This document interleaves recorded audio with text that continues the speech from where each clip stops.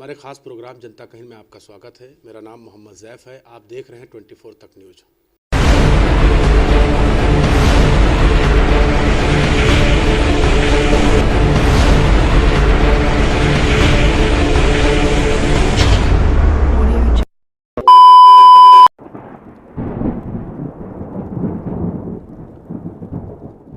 इस वक्त हमारे जो खास मेहमान हैं वो अब्बास अली जैदी हैं उर्फ रुश्दी मियाँ हमारे साथ मौजूद हैं। दिल का दौरा पड़ा था, अस्पताल में एडमिट हुए थे। अल्लाह ने आपकी जान बख्शी। जहां से आप टिकट मांग रहे हैं और भी लोग टिकट मांग रहे हैं, लेकिन अखिलेश यादव की अगर निगाह है तो रुश्दी मियाँ पर है। इसका कारण साफ है कि आप मंत्री भी रहे। तो अब तैयारियां किस तरीके से चल रही हैं क्षेत्र में आपकी? देखिए, रुदौली विधानसभा क्षेत्र में 2017 के चुनाव के बाद से रुदौली विधानसभा क्षेत्र में और विधानसभाओं के ही तरह समाजवादी पार्टी ने बहुत अच्छी तरह हम लोगों ने समझ लिया था कि हम लोगों का मुकाबला किस प्रकार के लोगों से, ऐसे लोगों से है कि जो मीडिया के बड़े हाउसेस के माध्यम से, फेक न्यूज़ के माध्यम से और तमाम सोशल मीडिया के प्लेटफॉर्म्स के ज़रिए से गलत प्रचार करके सरकार को बदनाम करके और सत्ता में आए हैं। तो हम लोगों ने हर स्तर पे तैयारी पूरे प्रदेश में की थी। रुदौली विधानसभा क्षेत्र में और भी ज़्यादा हुई, क्योंकि जिस हथियार को सोशल मीडिया को और जनता के बीच में प्रचार करने का जो हथियार था, उस हथियार में हम लोग हमेशा से आगे थे। 2017 में भारतीय जनता पार्टी जब चुनाव लड़ रही थी तो अपना संकल्प पत्र लेकर के आई थी। उस संकल्प पत्र में मोटी मोटी कुछ बातें हम बताना चाहेंगे। ये वादा किया गया था 2 करोड़ युवाओं को नौकरी दी जाएगी। मैं ये समझता हूँ कि 3 करोड़ युवा ऐसे हो गए 5 साल में कि जो अब ओवर एज हो गए, जिनको नौकरी कोई दूसरी सरकार भी नहीं दे पाएगी। ये कहा गया था कि किसानों की आय दुगनी की जाएगी। किसानों की आय दुगनी छोड़िए, किसानों के साथ जिस प्रकार से रवैया सरकार का रहा है या सरकार की गलत नीतियों के चलते जिस तरीके से किसानों की फसल नष्ट हुई है, मैं समझता हूँ किसान की जितनी आय थी उसका भी वो आधा बहुत मुश्किल से अपने घर ला पाया। उत्तर प्रदेश में महिलाओं के साथ जो कुछ भी असुरक्षा हुई, महिलाओं के साथ जिस प्रकार से उत्पीड़न हुआ और महिलाओं को जिस प्रकार से थाने के अंदर बेइज्जत होना पड़ा, वो भी सबके सामने है। शिक्षा दे नहीं पाए, नौकरी दे नहीं पाए, किसानों का भला कर नहीं पाए और सभी वर्ग के लोगों पर इन्होंने कमर तोड़ देने वाली महंगाई को थोपा है। इतना हर आदमी जानता है। मैं ये समझता हूँ कि उत्तर प्रदेश की जनता बहुत कम समय में तुलना करने के पश्चात ये बात मान गई है कि 2012 से 17 के बीच की अखिलेश यादव जी की सरकार, जिसके खिलाफ सांप्रदायिक तौर पर एक दुष्प्रचार करके ये सरकार आई थी, वो सरकार ऐसी सरकार थी जो उत्तर प्रदेश का एक बड़ी मजबूत रोड मैप भी बना रही थी। उत्तर प्रदेश के नौजवानों की नौकरी के लिए व्यवस्था कर रही थी। रुश्दी मियाँ जी, मैं आपसे बात कर रहा हूँ आपके क्षेत्र की। आप राष्ट्रीय लेवल के नेता हैं, ये भी बात हम भी मानते हैं, लेकिन हम आपके क्षेत्र की बात करना चाहते हैं कि रुदौली विधानसभा में क्या क्या विधायक जी द्वारा कराए गए 2017 के मुकाबले 17 के बाद से? देखिए, उत्तर प्रदेश में जिस प्रकार की समस्याएं हैं वैसे ही समस्याएं हमारी विधानसभा क्षेत्र में भी हैं। ये उत्तर प्रदेश का एक हिस्सा है और मैं ये ज़रूर कहना चाहूँगा कि रुदौली विधानसभा क्षेत्र में जिस प्रकार से हम लोगों ने 2012 से 17 के बीच में सड़कों को बनवाया था, उन सड़कों की मरम्मत तक नहीं हुई 5 सालों में। रुदौली विधानसभा क्षेत्र में हम लोगों ने जो सामुदायिक स्वास्थ्य केंद्र की स्थापना की थी या प्राथमिक स्वास्थ्य केंद्र की स्थापना की थी, आज तक उनमें डॉक्टरों की नियुक्ति नहीं हो पाई।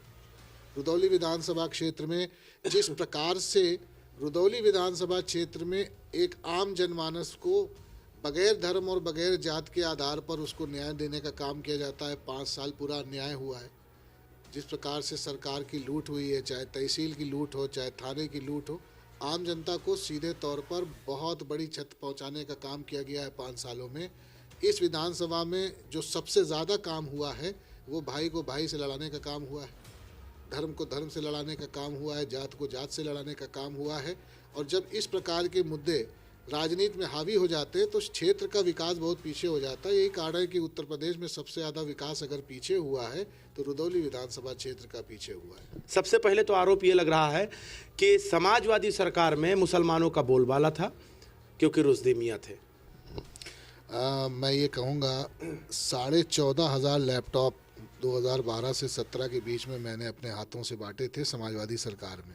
14,500 लैपटॉप जो दिए गए आप उसमें किसी धर्म की बात ना करिए। मैं दावे के साथ कह सकता हूँ 50% से ज़्यादा लैपटॉप ऐसे लोगों को दिए गए जिन्होंने कभी समाजवादी पार्टी को वोट भी नहीं किया था।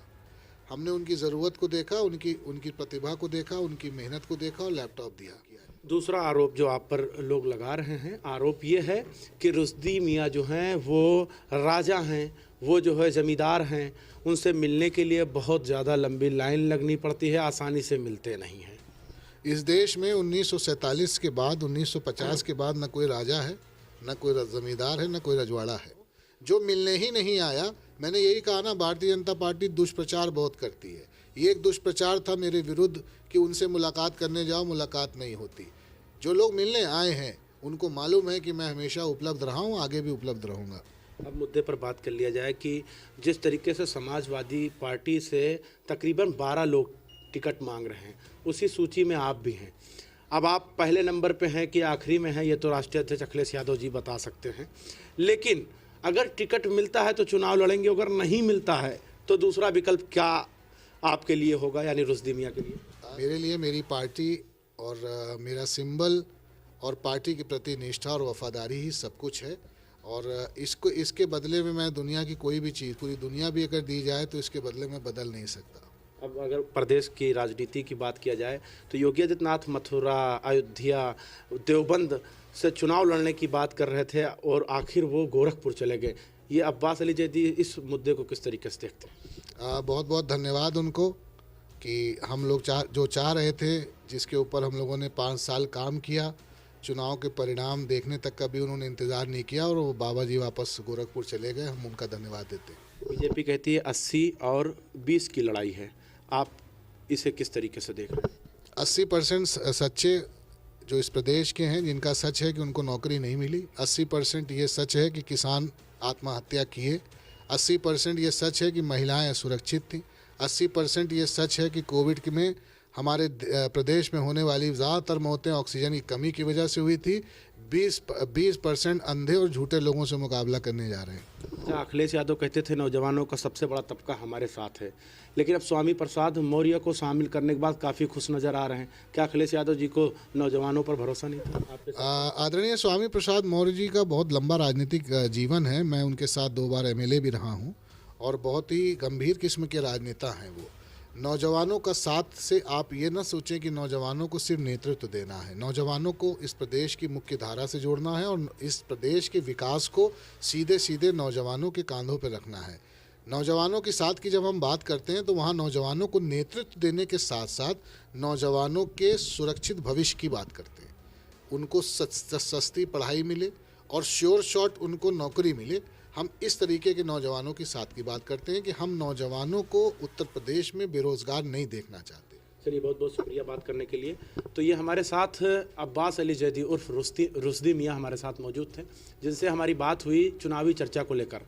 जुड़े रहें और देखते रहें 24 तक न्यूज़। कैमरामैन चांद के साथ मैं मोहम्मद जैफ, लखनऊ।